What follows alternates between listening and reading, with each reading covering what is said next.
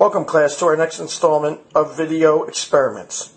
Smoking and its effects on your lungs. A science experiment. Sit back and we hope that you get some valuable information from this. Okay, class, the materials we're going to be needed for this experiment are a yellow sponge. As you can see, a lot of the materials are sitting right here. A yellow sponge, a glass jar, a lighter, and some paper or a candle. So as you can see, we have the sponge, we have the glass jar, and we have the paper. One of the reasons why we are using paper is because of the effects of secondhand smoke on people, we're not going to use a cigarette, but instead we're going to use paper. And the reason why we're going to use some newspaper is because newspaper contains a lot of the chemicals that cigarettes do.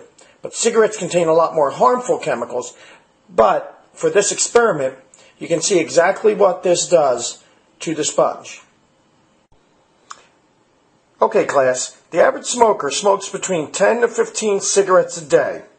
That's a lot. So what we are going to do is we're going to conduct this experiment 15 times to see the effects smoking will have on your lungs in just one day.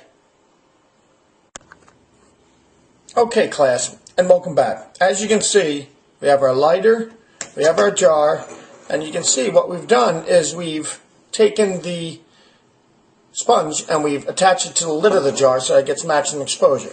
We have our fake cigarette, which is basically newspaper and other chemicals, and what we're going to do is we're going to light it. Now remember, only do this in the company of an adult because you are playing with fire and this could be very dangerous. Now, as you can see, we're not going to be blowing it out. But what we are going to do is we're just going to let it, as you can see, smoke is already starting to come out.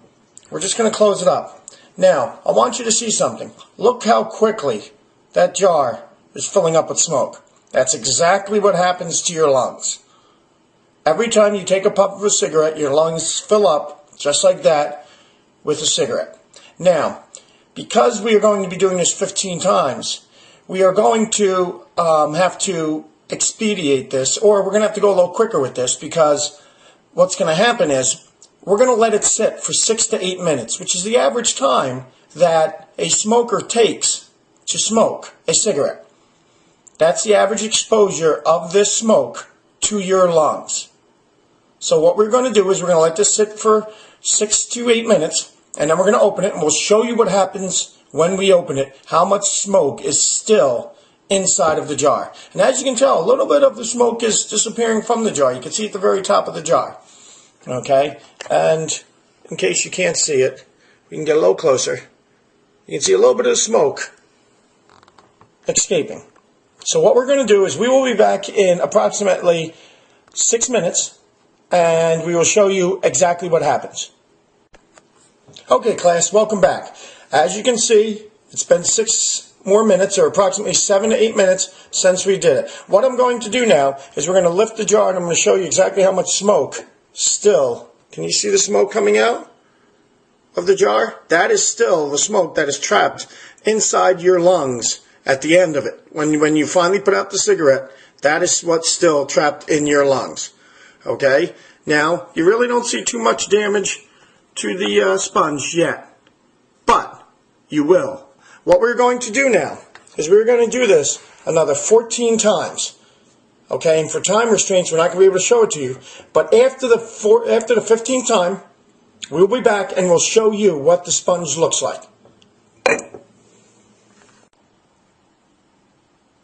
After 15 times being exposed to smoke, the sponge looks like this.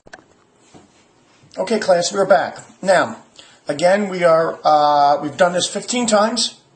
So now let's see what has happened. Again, when we open it, the jar is very hot, so if you do this, be very careful. As you can see, smoke is still escaping from it. Okay, let's take the sponge, take a look to see what happened to it. As you can see, if you look very closely at the edges, it did turn colors. Some of it's black, some of it turned brown. And do you see the marks where the rubber bands are across? They're clear. That is where the smoke was not exposed to the sponge. If that doesn't tell you the effects of smoke on your lungs, I don't know what will. Because look at that. You can see exactly where the rubber band was holding the sponge onto the jar lid. Now, another thing I want to show you real quick is, do you see everything in the bottom of this jar? Okay, that represents, the reason why we didn't clear it out each time is because it represents the tar and nicotine that is left in your lungs each and every time